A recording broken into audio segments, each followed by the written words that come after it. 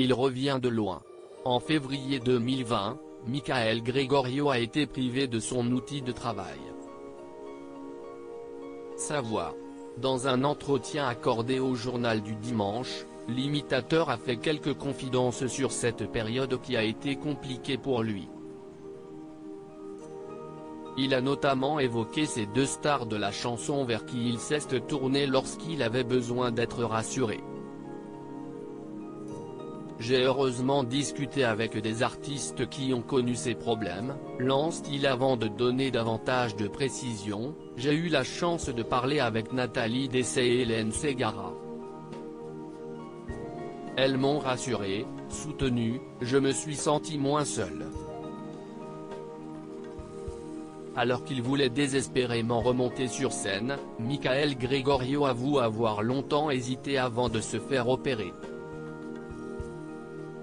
Je voulais essayer des techniques naturelles, parfois un peu ésotériques, mais finalement l'intervention à l'hôpital a été inévitable, précise-t-il.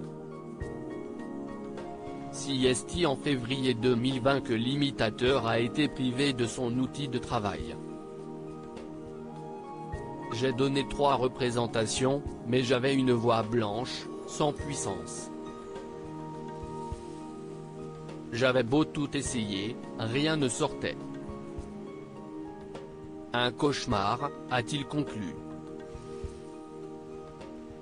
Un mal pour un bien. CST quelques semaines avant le confinement de mars 2020 que Michael Gregorio a perdu sa voix. Finalement, le confinement est tombé au bon moment, je n'aurais pas pu continuer. Je traînais une fatigue depuis plusieurs mois, j'avais travaillé plus de 300 chansons, une pause était nécessaire, a-t-il indiqué. Après plusieurs examens, CST un polype, doublé d'une hémorragie sur une corde qui lui a été diagnostiquée. Ainsi, alors qu'il a été privé de sa voix durant de longs mois, Michael Gregorio se souvient encore du jour où il a enfin pu la retrouver. J'étais dans le cabinet des chirurgiens, je n'osais pas parler, j'avais l'impression de marcher pour la première fois, la reprise a été progressive, a-t-il confié avec émotion. Un moment inoubliable pour l'imitateur qu'il a souhaité évoquer dans son spectacle, avec une ode à la fois drôle et poétique sur le mystère de la voix.